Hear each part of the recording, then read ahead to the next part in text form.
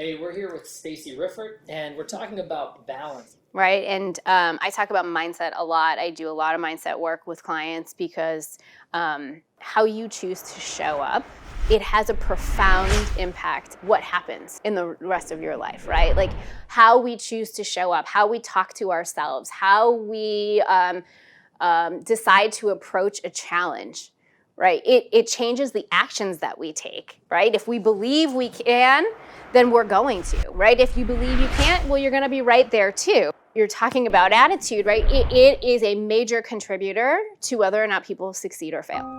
Yeah, I couldn't agree more.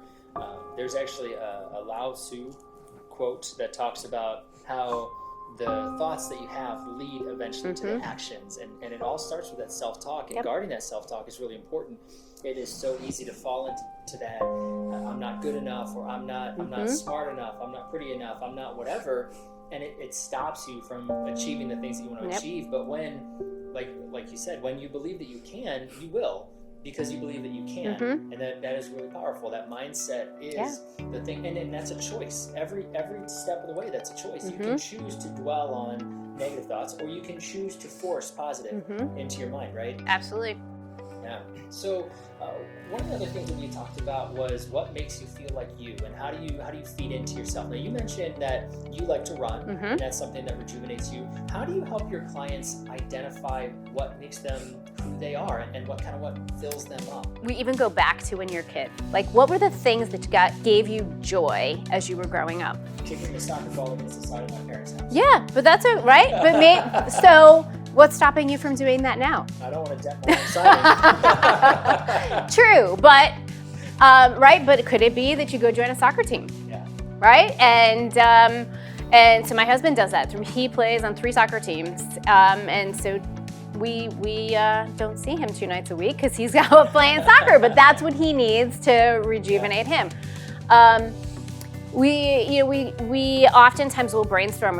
We'll just stop and spend an entire session thinking about what is it that really gets you excited. Like when I listen to you talk about different things in your life, I'm watching for the things that spark joy in your eyes, right? You can see people light up in a different way when they're talking about things that they really love and they're really passionate about.